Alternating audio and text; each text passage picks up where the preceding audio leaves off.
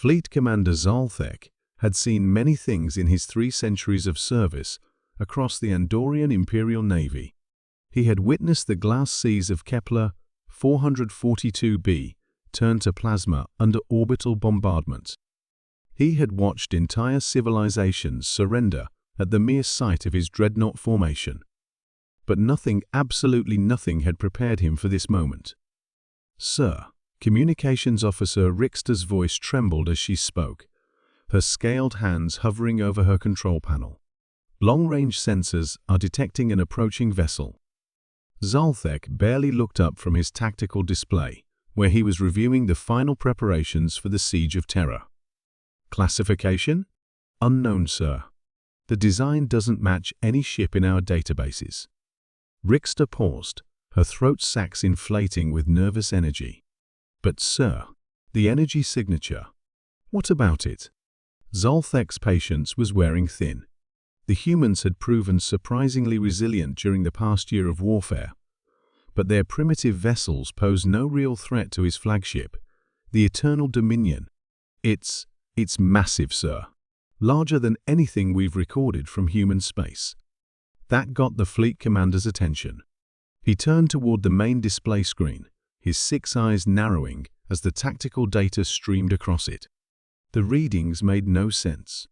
The approaching vessel was indeed enormous, nearly twice the mass of his own dreadnought, but its power output was astronomical. Impossible even.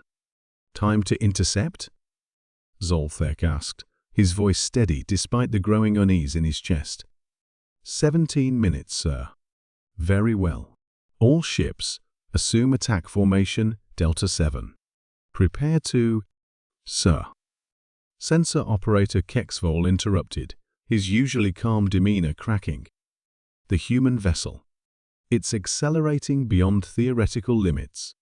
New intercept time, 8 minutes. Zalthek felt his blood chill. No known propulsion system could achieve such acceleration curves. "Are you certain of these readings?" "Triple-checked, sir."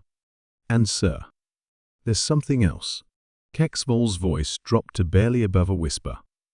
"We're detecting massive gravitational distortions around the ship. It's not just moving fast, it's bending space-time itself." The bridge fell silent, except for the low hum of the ship's systems. Zalthek had heard whispers from other sectors about human technological leaps, but the intelligence reports had suggested they were still decades behind Andorian science. "Visual contact established," announced Rixter. The main screen flickered, and the image that appeared caused several officers to step back in shock. The human warship was unlike anything in their databases, sleek yet brutal, elegant yet terrifying. Its hull seemed to absorb light rather than reflect it, creating an almost predatory silhouette against the stars. Weapon ports lined its surface like the eyes of some ancient deep space predator. But it was the ship's size that truly staggered them. Even at extreme range, it dwarfed everything else on screen. "Fleet Commander," came a transmission from the Merciless Tide, one of his escort cruisers. "Captain Vornash reporting. Sir, my tactical officer is having difficulty getting target locks. The human ship it's interfering with our systems somehow." Before Zalthek could respond, another voice crackled over the comm. "This is Captain Silrek of the Blood Starfall. Sir, we're detecting weapon signatures unlike anything in our tactical database. Whatever they're carrying, it's not conventional armament." Zalthek's mandibles clicked nervously.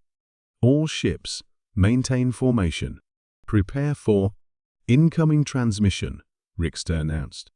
"It's from the human vessel." On screen, the display flickered again, and a human face appeared.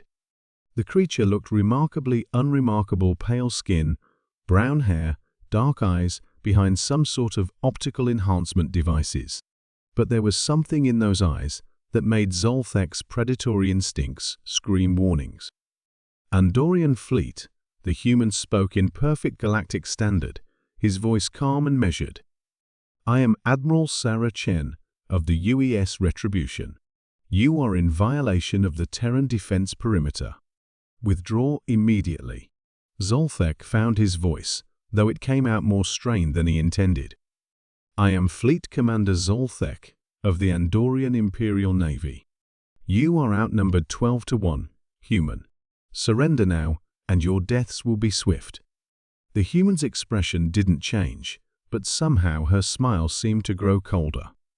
Fleet Commander, I appreciate your concern for our well-being, but I'm afraid you're operating under outdated intelligence. What do you mean? Admiral Chen leaned back in her command chair, and for the first time, Zolthek could see the bridge behind her. It was impossible. The technology visible in the background was centuries ahead of anything humans should possess. Holographic displays that made Andorian tech look primitive